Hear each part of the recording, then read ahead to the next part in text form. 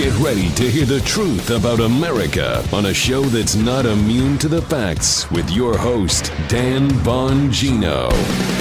Folks, there is a new and deeply troubling phenomenon taking hold of Americans genuflecting before people in the bizarre request for absolution and forgiveness for people they've done nothing wrong to. You're like, this can't be. No, it's real. I've got that.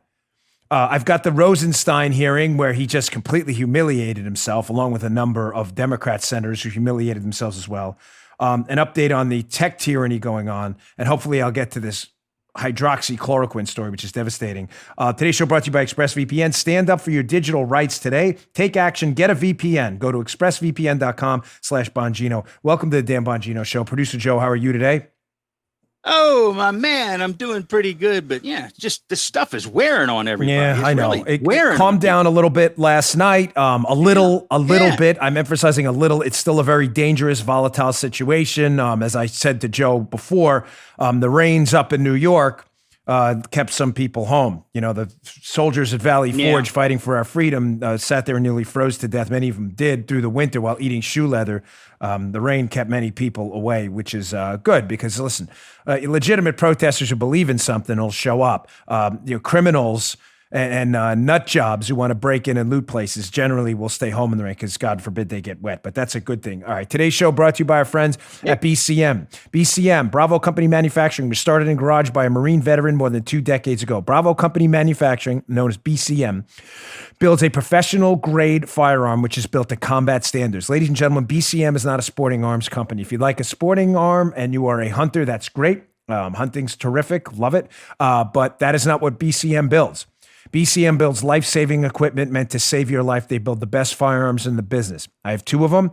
They fire accurately every single time on point. I haven't had a single malfunction with mine. When I picked mine up from the federal firearms dealer, he said to me, he knows who he is. He said, Dan, I can't tell you how good these rifles are. These are the best in the business. Why? Because BCM assumes that when a rifle leaves their shop, it'll be used, God forbid, in a life or death situation by a responsible citizen, a law enforcement officer, or a soldier overseas. So quality is all that matters to them. That is it. Every component of a BCM rifle is hand-assembled and tested by Americans in Heartland, Wisconsin to a life-saving standard. That rifle will have to function. They know that when, God forbid, you're not just facing a paper target. That's why BCM is the best in the business. It's who I trust for my home defense. Because of this, BCM knows making this reliable life-saving equipment is only half the story. They have a YouTube channel as well you can learn more about, youtube.com/Bravo Company USA. You want to find out more about their products and special offers and some upcoming news? Go to their website too, BravoCompanyMFG.com. That's BravoCompanyMFG.com. Check out their YouTube channel as well, youtube.com/Bravo Company USA. Go today. The best rifles in the business. I'm wearing one of their shirts. They have some cool shirts too. BravoCompanyMFG.com. All right, Joe, let's go. All right, ladies and gentlemen, let's get right into it because I am, I'm bothered, deeply troubled by something's going on right now in just the spread of false narratives used to fuel and fire unrest in our country that's deeply disturbing and doing nothing to solve the problem. What do I mean by that? You're hearing a lot, as I said over the past few days, about the term, I've been talking about this on the show, systemic racism. Now, ladies and gentlemen, let's caveat, this is going to be a tough show, but this is a show that has to be done and this has to be said. Racism is a very real thing. I think that's obvious to anyone with a brain listening. Unfortunately, there are people among us, people all around the world, who judge people by all kinds of characteristics entirely unrelated to their character, their soul, the person they are. Why they do that is really evidence of your own shallowness if you happen to be one of those people. Thankfully, I don't have many of them in my audience.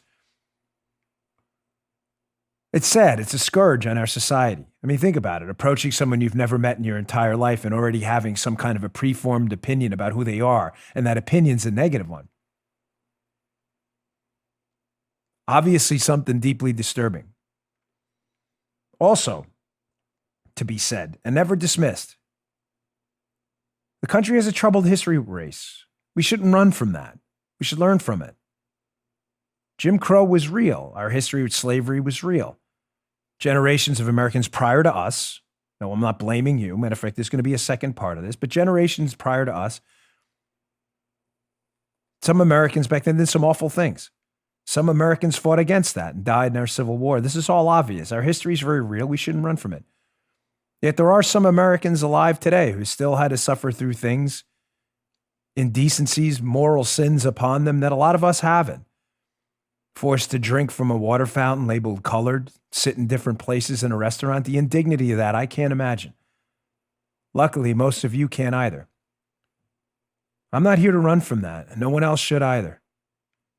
How we treat decent human beings who did nothing wrong because of the melanin component of their skin, and how some have in the past, was a stain on that generation of people who engaged in that behavior. And it should always be taught in history. But ladies and gentlemen, this institutional systemic racism thing, in other words, this system is race. Ladies and gentlemen, a system is you understand what they're doing here? They're trying to take away from isolated, thankfully, increasingly more isolated examples of overt racism in our society. And they're trying to impose upon you a permanent sense of guilt, even if people like you, me, Joe, Paula, and others will fight against this racism till the day we die for obvious reasons, moral and ethical. They're trying to impose upon you a permanent sense of guilt as if you're the problem.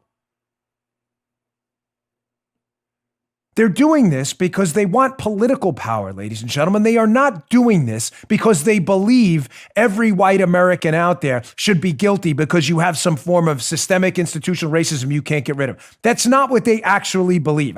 Believe me, that's not what they believe. They're doing this to fuel the fires, to pit us against each other, to walk in there as politicians and fake political demigods and say, look, I'm going to be the one to save you from those evil people over there, whatever that group may be, the corporatists, white America, the patriarchs. This is what they do. They leverage this for political power. You have to stop. This has to be cut off now. Why am I bringing this up in relationship to the opening of the show? Because I'm seeing something developing on social media. I really can't believe. I'm not kidding when I tell you I had to look twice and check to make sure that this wasn't some kind of a farce. Remember what we're talking about here. We're not talking about individual episodes of legitimate, sad, and candidly quite grotesque racism that sadly do still happen, but are becoming less and less and less and less common as the country grows and evolves. We're talking about allegations that somehow there should be some imposition, again, of permanent guilt on people who've done nothing wrong because of the color of your skin. Isn't that the very definition of racism in and of itself? What do I mean by that? What am I talking about? If you go to social media and you're on Parler, or Twitter or Facebook or any Snapchat or any of these other platforms out there, you're going to see a lot of these types of photos. I took this screenshot this morning. This is real. This is from Twitter. This is from a rally for a George Floyd protest, the man killed by the police officer in that incident we all know about now, sadly. This is an actual tweet from an account, BXM. White people praying and kneeling before black people asking for forgiveness for racism. Hashtag George Floyd protest.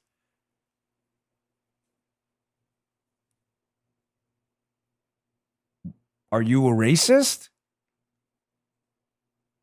If you are, maybe you should ask for forgiveness. Maybe you should ask for forgiveness from the people you've been racist towards and from the Almighty. Not maybe. You should. But by the way, that picture is just one point. That's a video. I took a screenshot. There are probably 50 to 100 people who happen to be white kneeling and genuflecting before a group of black men and women at a protest, asking for free. I don't understand. I mean, what are you asking for? Are you acknowledging you're a racist? If you are, you've got some problems you need to handle. This is not isolated. These videos are all over the internet. Let me be crystal clear. If you are a hardcore racist, you have serious issues you need to handle, as you are the problem. But if you are not, And you are on the right side of this argument, fighting for real, authentic justice, deliberate, process-oriented justice in a constitutional republic.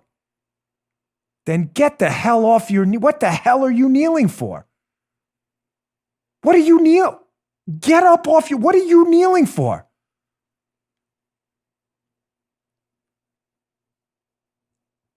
I'll kneel.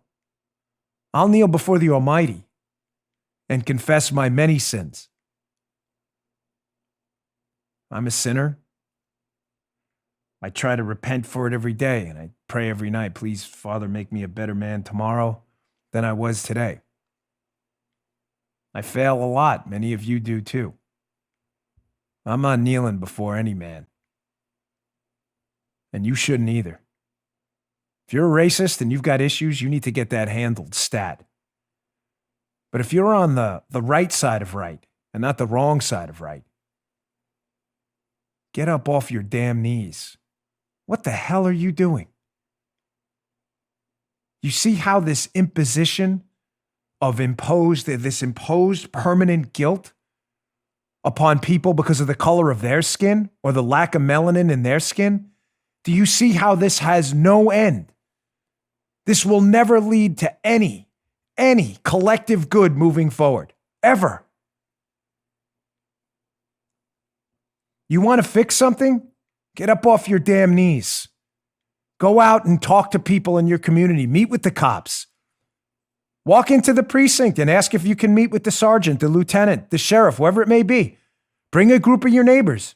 Ask the sheriff to come by. If you have an HOA, a community, a block full of people, whatever it may be, ask the sheriff to come out. My sheriff down here does it all the time. Ask him to come out and talk about use of force, what policies are, what training happens. Go out and vote. I'm not telling you who to vote for.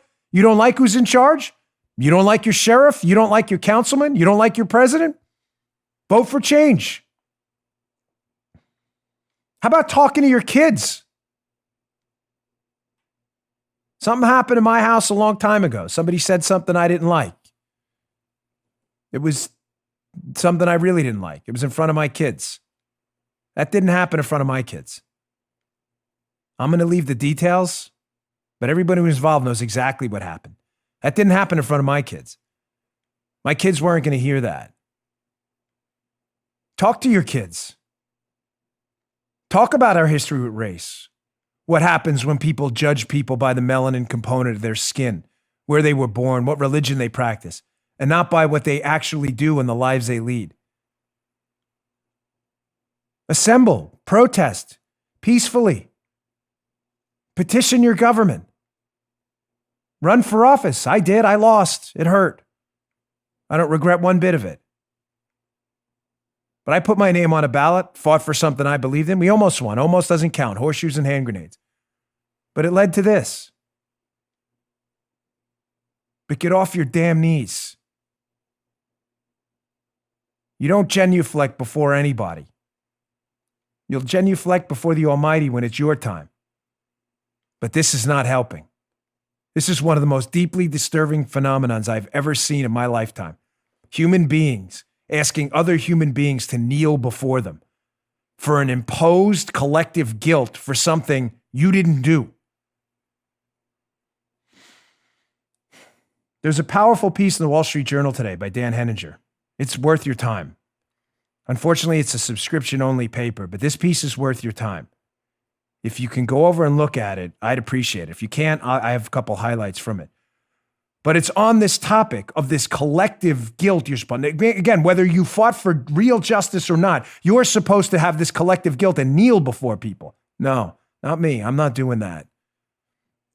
The piece is titled, America's New Nihilism.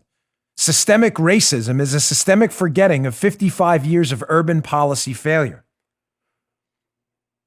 Ladies and gentlemen, have you noticed as well that this pressure to kneel and this pressure to acknowledge systemic racism is happening largely in communities run by liberals for the last 5 decades? Let me go to a piece. This Henninger's piece is powerful, and it's worth your time. How this word, this buzzword amongst the woke crowd for today, systemic racism, how it may be a cover for the failure of liberal policies to erase the stain of racism on this country through slavery and Jim Crow and to fix anything. Liberals have been in charge in some of these largely minority cities for, in some cases, 60 and 70 years.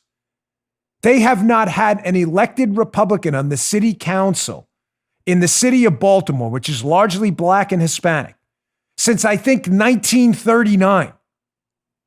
What have you done to fix the plight of black Americans?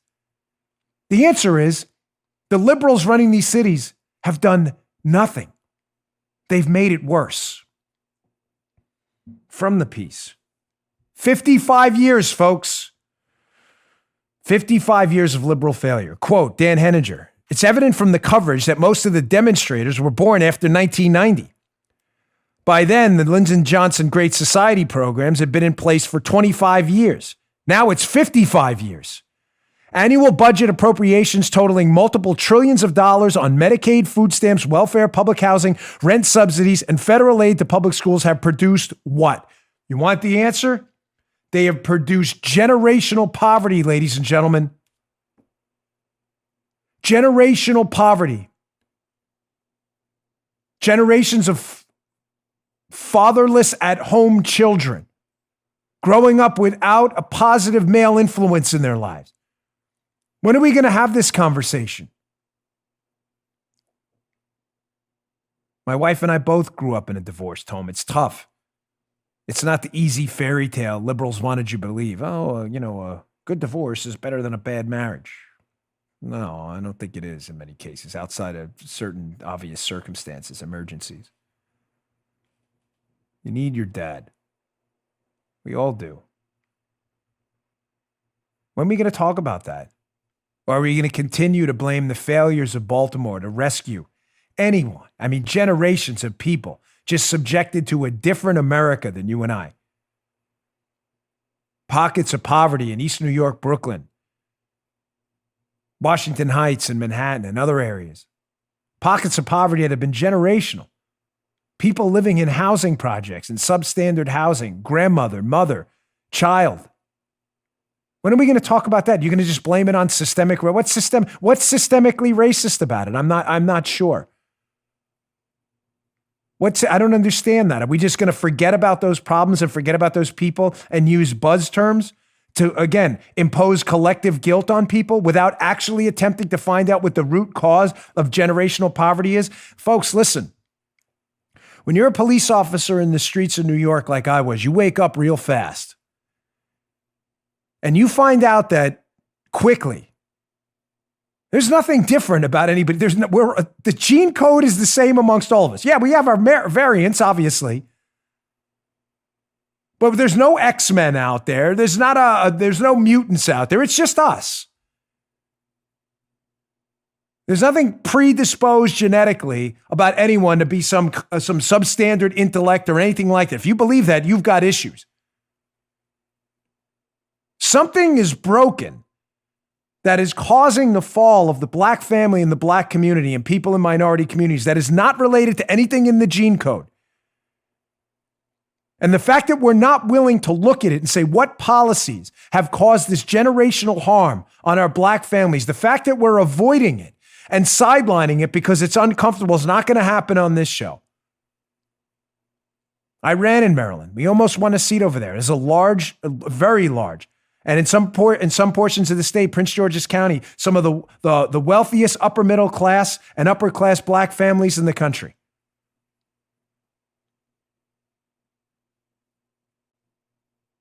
It's not what they're doing. It's something being done to them.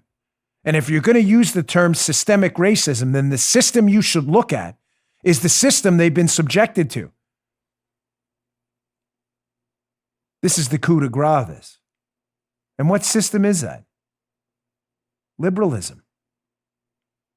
Everywhere you find pockets of largely minority poverty, broken homes, criminality, you find a city run by liberals. And ironically, in a piece I spoke about with Joe, actually, in my basement 6 years ago, we were doing this show for only 100 people rather than millions like we do now.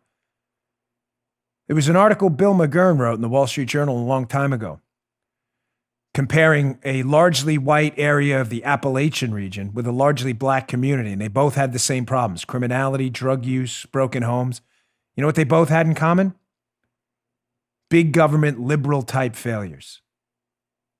It's not the people.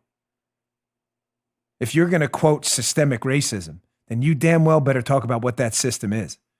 And that system is liberalism and big government that has broken generations of these families.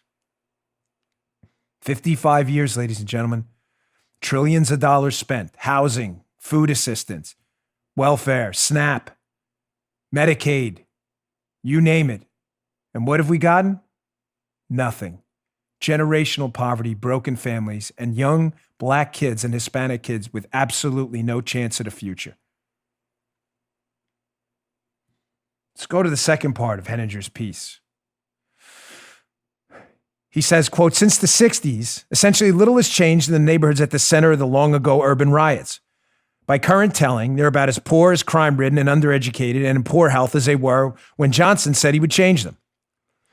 That means 5 decades of stasis and stagnation in America's most marginalized places, virtually all of it under Democratic, now, quote, progressive political control. The failure of the liberal model is by now, listen to this. The failure of the liberal model is by now so embarrassing that the current owners of that model have created an alternative universe of explanations, such as blaming it on American settlers in the early 17th century or the non-existence of, quote, justice. Something's got to give, folks. Something's got to give. If you are going to cite systemic racism and impose upon people with a different color skin than you the requirement to bow and genuflect before you and atone for sins you didn't make, while you avoid discussing the system, imposing upon your communities the poverty, the lack of education, the poor medical facilities you're subjected to, then you are the problem. You are not part of the solution. And I'm deeply sorry to have to break that news to you. And however uncomfortable this conversation is, I'm sure we'll get a massive liberal protest off this show. Why? Because they're afraid. Because they know what I'm saying is true. And they don't want you to hear the truth. There's no black America. There's no white America. There's an America. And when something happens to black Americans or Hispanic Americans, like what happened to Mr. Floyd, you had a moment of solid, strong, collective outrage. Everybody who watched that knows something was wrong with that. Everybody. You can't hide that. But that's all been lost now. As people and politicians and bureaucrats and fake community leaders come out and leverage this for their own power. Damn shame. Get off your knees. You don't kneel before any other man. Kneel before God and ask God for forgiveness. All right. I got a lot more to talk about today, folks. This is going to be a very serious show. I've got a lot going on. Jim Mattis yesterday, our former defense secretary, I don't know what he's doing right now. I want to get to that, and I want to get to, importantly, the Rosenstein hearing. And regarding Mattis, a very serious situation I'm getting from friends of mine and sources developing in D.C. right now with President Trump with regards to the military. This is not weird. This is the real deal. All right, let's get to our second sponsor. Today's show brought to you by our friends at We the People. I really appreciate you supporting We the People holsters. They've been flooded with orders because of record numbers of people buying firearms and ammunition for the first time. If you're going to buy a firearm, ladies and gentlemen, get a new handgun, you need a quality holster. Candidly, carrying your new firearm, your old firearm, whatever firearm you have now, in a substandard holster where it's going to fall out is a disaster. It's unsafe. It's not right. Go pick up for yourself a high-quality holster which will retain your firearm even in, God forbid, a stressful situation. Here's one right here. This is one of mine. See it? These are precision molded to the firearm you have now. It's not a one-size-fits-all. Those one-size-fits-all holsters fit none. I've had them. They're awful. They're uncomfortable. They don't work. They won't retain your firearm. Starting at just $39, We the People holsters are custom designed right here in the USA. They fit your firearm perfectly. They have thousands of options. Their proprietary clip design on the back allows you to easily adjust the cant and the ride for comfort and safety. Now's the time to support American companies. Go to wethepeopleholsters.com/Dan to get yours. Every holster ships free, comes with a lifetime guarantee. You're not going to get a better deal or better holster anywhere for the price. Get an additional $10 off with the offer code Dan. They have satisfaction guaranteed. If it's not a perfect fit, send it back for a total refund. Go to wethepeopleholsters.com/Dan. wethepeopleholsters.com/Dan. Again, this is mine. Use offer code Dan. Get some terrific rebates, terrific holster. Safety.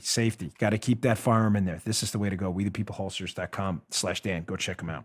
Okay, folks, I've been communicating constantly with multiple sources of mine, and one of them yesterday relayed to me something really disturbing, folks. Let me give you some background first. Obviously, we have a lot of civil disturbance going on. We've had riots, we've had unrest, we've mixed in with legitimate protests here and there. The riots, the disturbance, the actual almost surrendering of New York City over the last week was so deeply disturbing. I had friends calling me from New York wondering if the city was ever going to be the same or if we were going to have a generation now like they had in the 70s, a generation in New York where just the city was surrendered to criminals. President Trump, in response to the civil unrest and the outright criminality, and in some case, I believe terrorism from Antifa, responded by giving a speech in the Rose Garden the other day and saying that if he needed to, he didn't invoke it, but if he needed to, in response to the continued rioting and unrest, he would invoke the Insurrection Act and use the United States military. The Insurrection Act from the early 1800s is a constitutional law which would allow the President of the United States on U.S. soil to use the United States military to do things like suppress a rebellion or respond to a total breakdown of civil order. There's very little question it's constitutional. It's been used before. The contours of it and the margins of it, yes, there's some legal debate over. The fact that the law exists and enables the president to use the U.S. military is not in question. Again, the contours of it, to give you both sides, and the limits of it and under what circumstances are certainly open for debate in a civil society. That the Insurrection Act exists and that the president can use the U.S. military here in emergency situations is not in question. Now, I have made my position clear. I think the use of the U.S. military on U.S. soil would be, at this point, an extremely bad idea. I've tweeted it. I've said it multiple times. Let me be crystal clear. My opinion has not changed one bit. I think it's a setup. I think people in the media trying to leverage this situation for clickbait. I think politicians trying to leverage this situation for division and more votes in the next election would like nothing more than to see the member of a U.S. military ordered by President Trump in one of their cities get in a skirmish with a protester. President Trump thankfully cleared out the front of the White House the other day. Look at what's happened from that. That was a sign of strength. It was necessary. That White House had become the source of multiple attacks by organized groups and criminals mixed in with people there to legitimately protest. If those were Tea Partiers in front of the White House that had set fire to the church, they'd be calling for them to be taken out of there in handcuffs, put in a daisy chain, and all put in prison for the rest of their lives. But the media is not on the side of America on this one, or liberty or freedom or anything else. I'm bringing that up because can you imagine, God forbid, a skirmish between the United States military in a major American city and a crowd of protesters? That's right. Ladies and gentlemen, it would be a disaster on an epic scale. That's why I've stated, and I'll state one last time, this is not the time for that now. Having said that, I don't disagree with President Trump bringing it up as an option in the Rose Garden, letting people know, the terrorists and the rioters, that the continued destruction of America's major cities and the potential of a major American city actually falling, the fall of an American city happening, will not be tolerated. And this is in my toolbox. I don't disagree with him one bit for saying this is out there and it could happen. That threat has to be real. How does this tie into what my sources are telling me? Folks, the president's getting bad advice from a lot of people. I'm very sorry to inform you. They want him to be soft. Ladies and gentlemen, on legitimate protests, we should always be soft. As I've said to you before, keep law, keep order, but people have the right to protest. Whether you agree with them or not is entirely irrelevant. They have a big, God-given right to assemble and petition their government, just like you do. You have absolutely no right to engage in criminality, burn someone's property, hurt them, attack them, wound a police officer, or God forbid, murder someone like police officers around the country now are being murdered. The president had every right to talk about the Insurrection Act in the U.S. military. What I'm hearing from people is that there are some military brass. This is uncomfortable for me to talk about, but you need to hear it because you need to be warned. And some civilian representatives of the military, undersecretary types and others, who are organizing together and talking about how they're going to either talk the president out of or just simply not obey his orders if the president, God forbid, and again, as I said, it would be a very bad idea now, but if we were to lose an American city using the U.S. military, think about what I just told you. Folks, I've been doing this now. This is episode 1266. Joe's been there with me from episode 1. My wife's been married to me from episode 1. I don't think I've ever told you something as serious as what I just told you. These are not second-rate garbage sources. These are legitimate, real people who are genuinely concerned that some upper-level people in our military are openly talking about defying the President of the United States.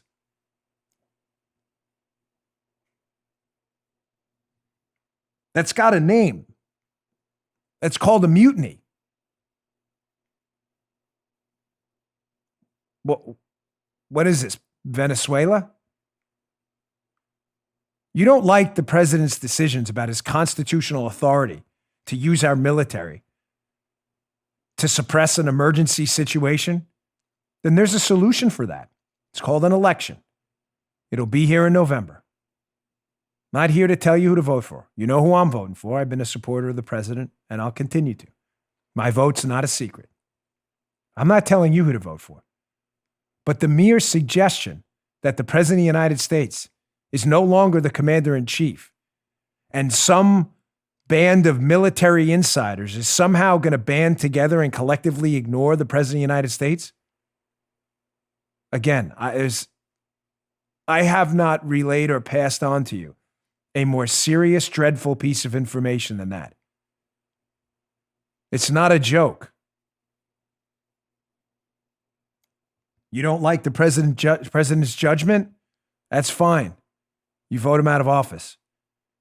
If the president is no longer the de jure and becomes just the de facto commander-in-chief, you're going to have a country ruled by upper-level people in the military who just decide what they want when they want.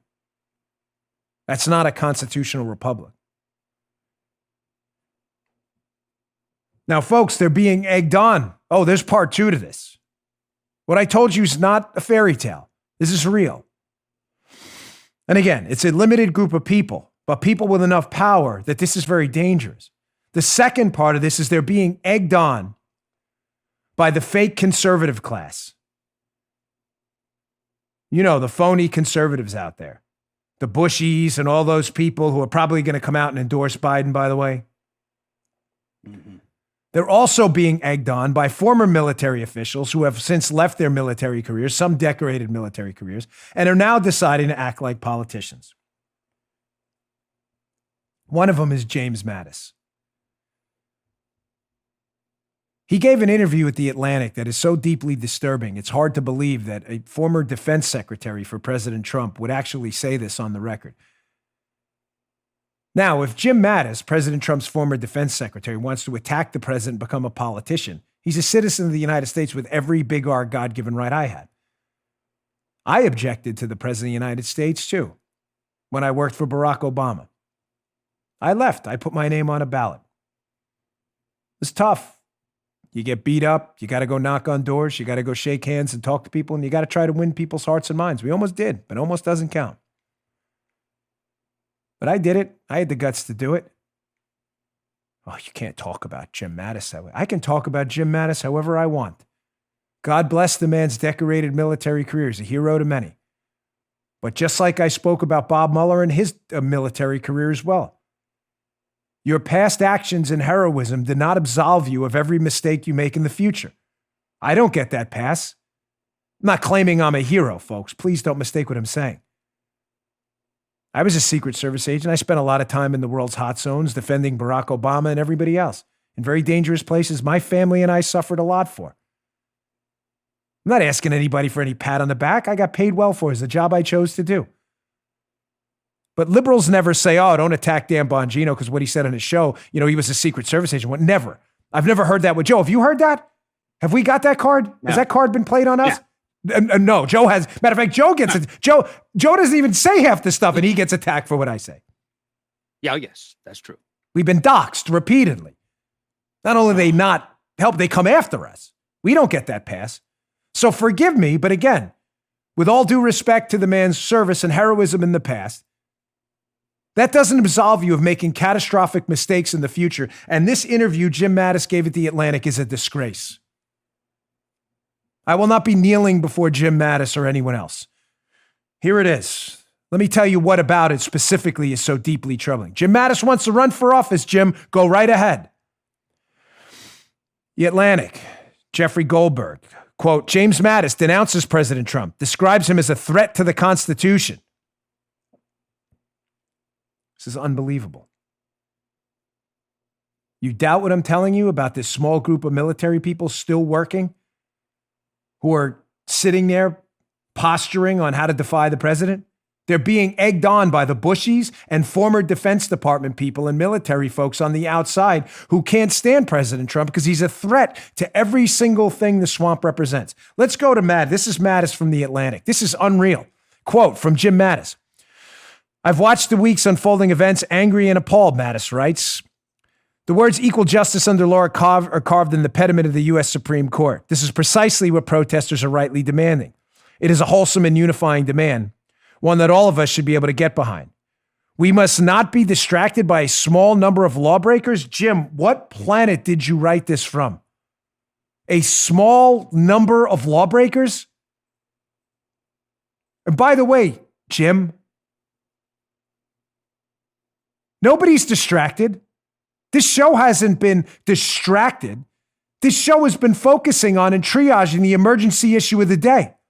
We were all focused, by the way, on what happened to Mr. Floyd on this show. It's recorded, Jim. You can watch it on Fox and just about every other conservative channel, so disturbed by that video, until not a small number of rioters or terrorists from Antifa, but a rather large number of Antifa terrorists and rioters decided to try to attack and take down American cities while murdering police officers, burning cities down, attacking innocents, and stealing millions of dollars worth of things that don't belong to them. I'm sorry, Jim, did you miss all that?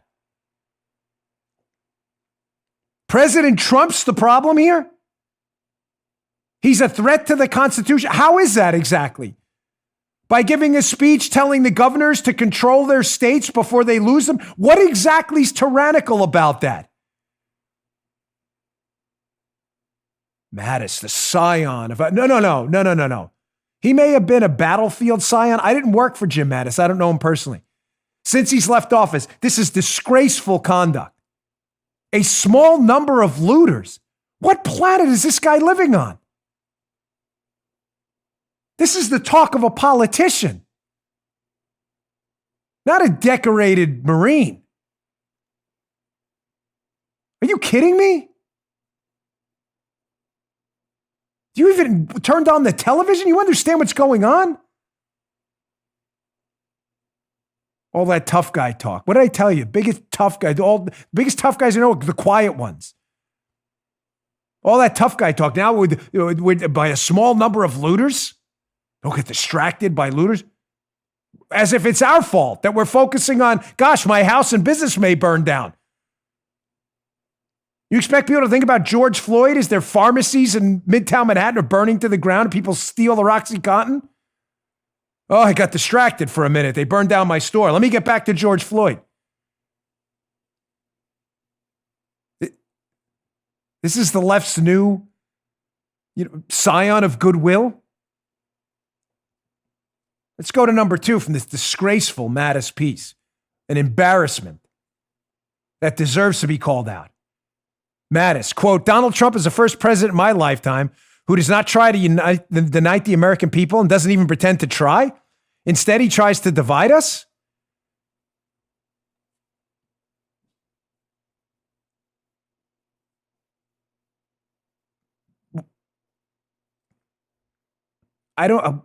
He's trying to, there has never been a Republican president, whether you like it or not, who has done more to deliberately make an outreach effort to communities that traditionally don't vote for the GOP. The Black community, the Hispanic community, the gay community, the LGBT community. Whether you agree with any of that or not, and you think the president should treat all people equal and forget putting people into pockets the left has created, whether you agree with that approach or not, Jim Mattis's suggestion that this president has attempted to divide us is so patently absurd, he should be embarrassed and resign from public life tomorrow. The president has done more events at the White House for the Black community. He has given more speeches about historically low Black unemployment rates before the Wuhan virus was unleashed upon us. He has done more.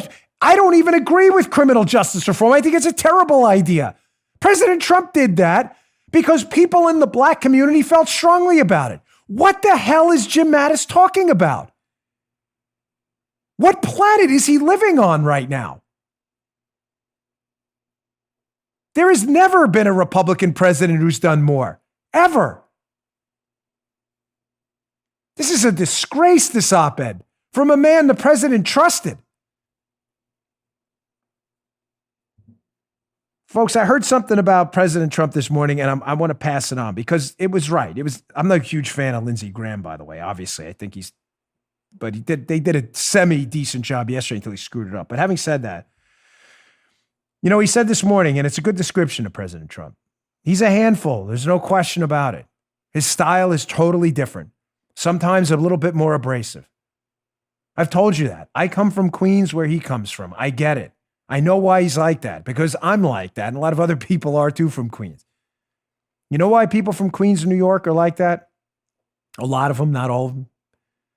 Because when you grow up in the 5 boroughs of New York City, Queens is like the middle of a sandwich. It's a middle-class community, so you're never treated as tough as the kids who grew up rough in Brooklyn. You come from Brooklyn, you're an automatic, considered a roughneck, tough guy. Bronx, too. He's from the Bronx or Brooklyn. I'm telling you, if you grew up in New York in the 70s or 80s, you know exactly. Paula used to joke about it all the time.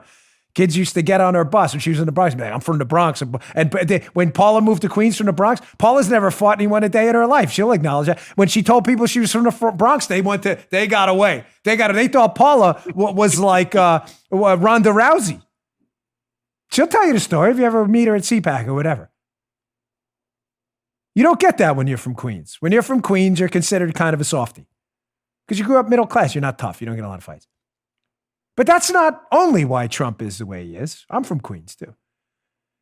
You're middle class, so you don't have the money of the rich Manhattan kids who have their own prestige from wealth and being elites. They have last names that are important. They have endowments. Their fathers are politicians and CEOs. So they look down on the Queens kids as kind of the great unwashed. So you always have to fight because you want to be as tough as the Brooklyn kids. Literally fight. And you always have to engage in some kind of hyperbole and puffery because you want to feel as important as the Manhattan kids. Everyone from Queens is like that. President Trump's like that. Doesn't mean he's a bad guy. It means he has a different style. You can criticize it. You don't have to like it. You may think he's a bad guy. Historically a low Black unemployment, historically low Hispanic unemployment, tax cuts, a growing economy before this plague, conservative judges on the federal court, the removal of massive amounts of red tape, a push for school choice reform, an anti-abortion saving lives agenda. Do you even care about Trump's results, or are you just so caught up in the Twitter stuff? That's what Jim Mattis is caught up in. I sincerely thought Jim Mattis had better judgment than that. And again, with all due respect to a decorated career, that doesn't absolve you of the grotesque stain on this country you just put on it by writing that disgusting, grotesque, divisive op-ed. It's a lie, and you know it's a lie. Haven't even touched Rosenstein yet. All right, ladies and gentlemen, my last sponsor today, and we got to get to some of this Rosenstein stuff because he just humiliated himself up on Capitol Hill yesterday. Our final sponsor of the day. Now's the time, unfortunately, to be talking about this. Not because they're one of my sponsors, but because it's necessary. Ladies and gentlemen, you insure everything in your lives that matter, do you not? Your health. People have dental insurance for their teeth, health insurance, life insurance, home insurance, car insurance. Think about it. How do you not have insurance for your food supply? That's insane. We're witnessing coronavirus driving markets down. You're having the demand for basic necessities through the roof. We've seen food supply strain.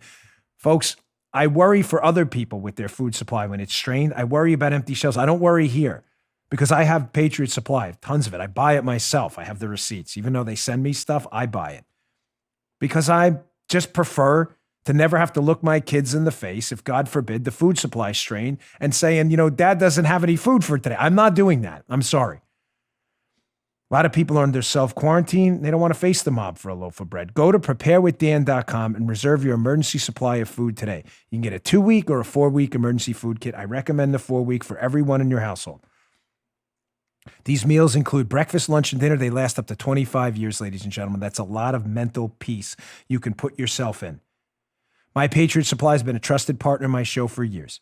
They've been working around the clock to keep up with your orders. They've been a little bit overwhelmed, ladies and gentlemen. The current wait is 8 to 12 weeks because demand has been 80 times normal. It's been through the roof as people prepare and ensure their food supply. Do it now. They have no idea how long this crisis is going to last, so it's important to be self-reliant. It's not too late. Go to preparewithdan.com today and ensure your food supply. Pick up a 4-week kit for everyone in your household. Preparewithdan.com. That's preparewithdan.com. Okay? Hey, folks, before I get to Rosenstein, one more quick note on this. Defense Secretary Mark Esper should resign immediately. I should have included that in the last block. The defense secretary wants to give press conferences and publicly disagree with the president. That's fine. He can do that as a politician. Esper has been a disaster in this.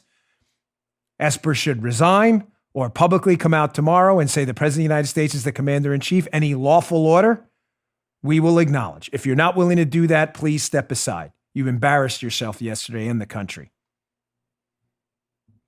Moving on. Told you today was going to be a lot. Disastrous former acting Attorney General Rod Rosenstein testified on Capitol Hill yesterday in front of a Senate committee, humiliated himself and the entire country.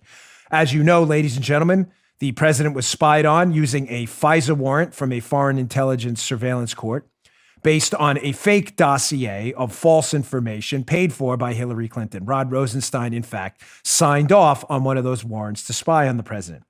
So Rod Rosenstein was put under oath on the Hill yesterday and was absolutely grilled by Ted Cruz, Josh Hawley, Mike Lee, and others. Here's an exchange with Josh Hawley, a senator from Missouri, who's asking Rod Rosenstein, well, if you signed off on a warrant to spy on President Trump's presidential campaign, and basically President Trump as well afterwards, then who's accountable for the fact that the information in the warrant, in other words, we're spying on President Trump because of this, this, and this in the dossier, that turned out to be categorically false information? You all swore it was true.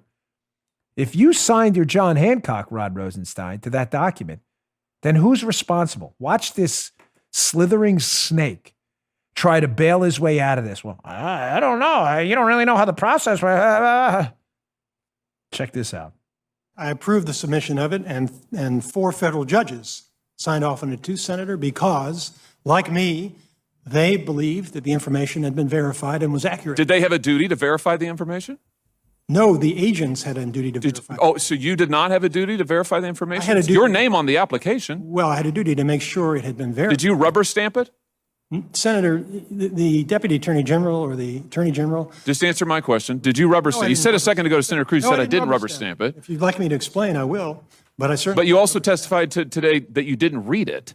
So I'm curious. No, I didn't say. How is it? Would you like us to have your testimony read back to you? You said I can't say that I read it. I don't think I read every page. I mean. Yes, I did say that. Yes. But okay, so you didn't rubber stamp it, but you didn't read it. You know, Senator, I have to explain the process. I think we're familiar with the process. No, the I OIG believe so. gave us the process. By the time it got to you, you had 17 critical errors, falsehoods, omissions, leading a federal court to say they have never seen anything like this and they can't trust anything else the FBI says, and you signed off on it. Let me ask you this. Who are we to hold responsible? You're saying it's not you. No, I'm saying, Senator, that I am accountable for it. But the question is, why did it happen? Now, I'm no longer in the department, but there are people who are there who I expect will figure out why it happened and will fix the problem. So I'm not trying to deny. Do you have any theories about what the problem might be? I only know what the Inspector General's report reflects, Senator.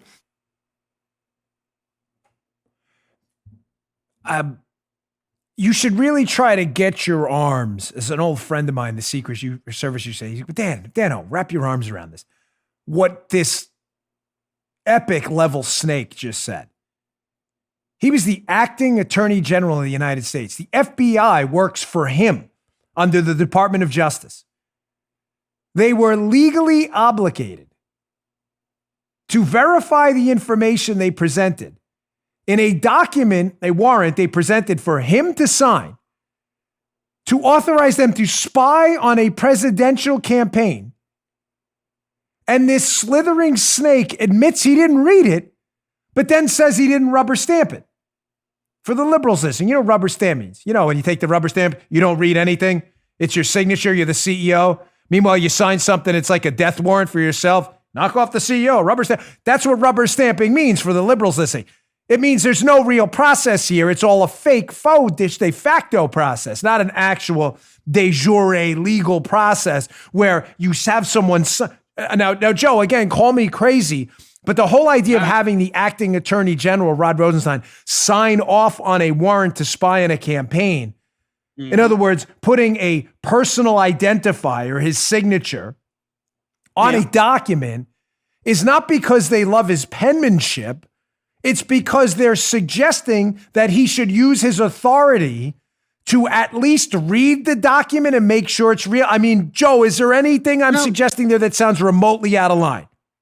No, you got the right idea. I mean, Joe, you're on the right track there. Joe has his own thing, but Joe works with us. When we sign or authorize a payment to Joe, we sign it because we authorize the funds to be transferred to Joe for his work here. And that signature is meant to be a unique identifier, like a fingerprint, a retinal scan, or something else. Mm-hmm. So Rod Rosenstein suggesting he signed off on a warrant to spy on a presidential campaign in the most consequential counterintelligence investigation in modern U.S. history. And he didn't read the document, his own testimony.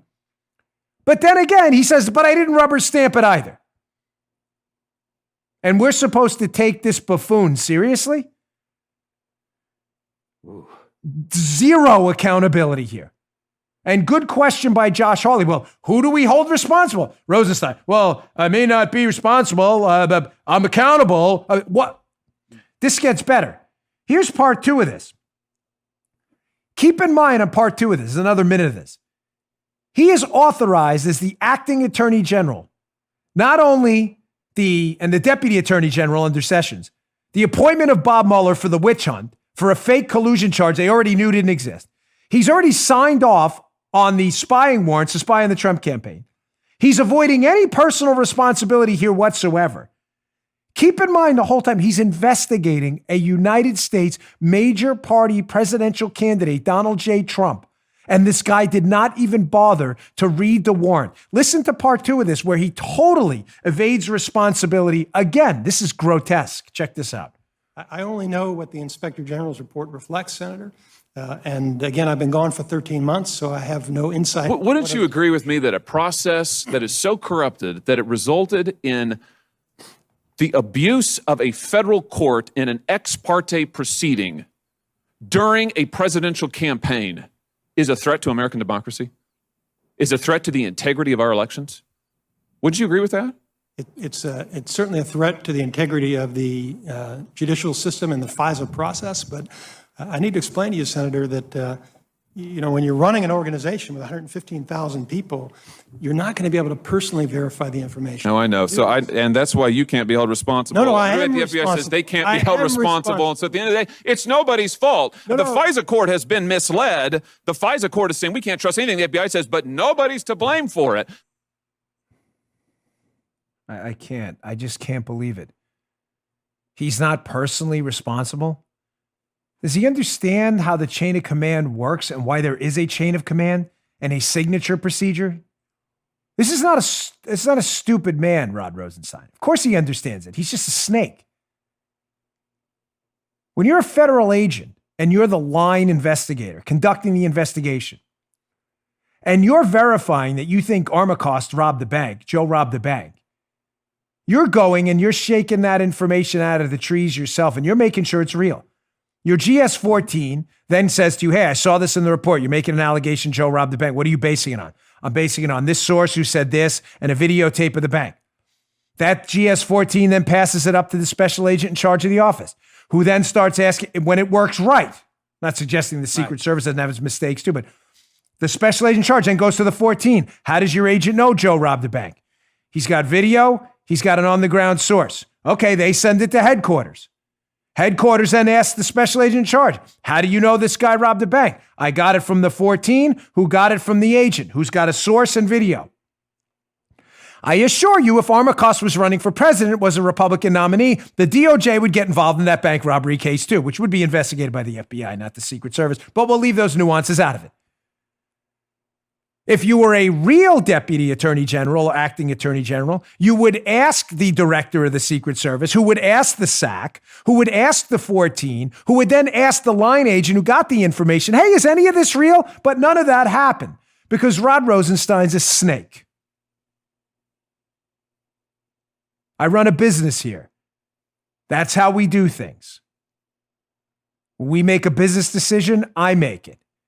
And when there's a problem with Bongino Report or Bongino.com or our show or anything else, ultimately it's my problem, even if I didn't do it. I read a headline on my own website I didn't like the other day. I didn't write it. It doesn't matter. It's my name. I called and said, hey, guys, it was a minor mistake. I said, please change this. Because it's my name on it. And I'm personally responsible, even though I personally didn't do it. I was personally responsible for my comments on Hannity, which I opened up my show yesterday and I spoke about openly. Because that's what you do. No apologies from Rosenstein. All pathetic, lame, snake-like excuses. It was disgusting. Here's my final video. This one's a little longer, but it's worth your time. It's about 2 minutes. This is the dreadful hack politician, Mazie Hirono, the senator. Remember the senator about in the Brett Kavanaugh thing? Stand up, man. Stand up. Remember her? She doesn't stand with Joe Biden accused of a sexual assault. She doesn't want men to stand up there. Just want against Kavanaugh, fake charges. This is Mazie Hirono, liberal hack senator, Democrat, of course, on that side. We have bad Republicans too, but this one is just, Mazie Hirono is absolutely awful. So here's Mazie Hirono, who it just is great at epic face plants. She barely knows the case herself. She's trying to get Rosenstein to admit, so you have a little background on this, because this face plant is so spectacular.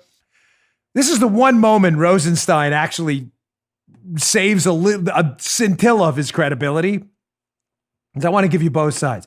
Mazie Hirono tries to get Rosenstein to admit that, hey, these thousands of federal prosecutors who signed the letter in opposition of Bill Barr have said that there's evidence President Trump obstructed justice, despite the fact that the Mueller report itself did not charge the president with obstruction of justice. And Mueller acknowledged to Bill Barr that they had no case for obstruction of justice. So we tracking? Hirono knows there's this letter out there from Obama era and other, Bushy type DOJ people who wrote this letter saying we should have charged the president with obstruction of justice, even though Mueller didn't. You tracking? So she brings this up to Rosenstein, thinking Rosenstein's just going to say, yeah, well, there was a lot of evidence of obstruction because she wants a talking point. It backfires in such spectacular fashion that Hirono has to cut him off and try to restate the question. This is epic. Watch this. Check this out. more than 1,000 former federal prosecutors who served under both Republican and Democratic administrations disagreed with you regarding the obstruction of justice issue. And they wrote that Deputy President Trump's conduct described in Special Counsel Mueller's report would, quote, result in multiple felony charges for obstruction of justice, end quote. They emphasized that these are not matters of professional judgment. They further noted that to look at these facts and say that a prosecutor could not probably sustain a conviction for obstruction of justice runs counter to logic and experience. So can you explain why you are right and more than 1,000 former DOJ prosecutors are wrong on the issue of obstruction of justice by this president? Well, Senator, we have a lot more than 1,000 former DOJ prosecutors, and I don't know whether all those people read the entire report or were familiar with all the evidence, but I was, and I believe Attorney General Barr has already explained his conclusion. And Senator, I think it's very important when we complete investigations, we reach conclusions, and the department either determines a case merits prosecution or it does not. And we determine that that case does not merit prosecution. Now, people are free to express contrary opinions, and because I think I have to repeat myself again. I've read the Mueller report.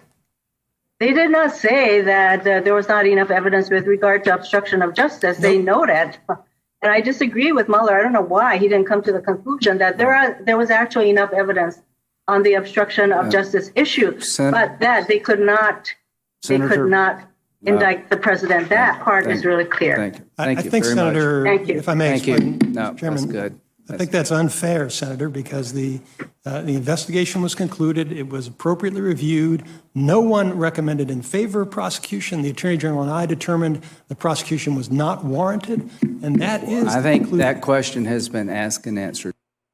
Of course, Lindsey Graham has to rescue Mazie Hirono there. I can't figure out why he did that, as Rosenstein's about to just humiliate her again. Even the broken snake, Rod Rosenstein, who, believe me, gets no pass from me, is acknowledging that Mazie Hirono is just making that up.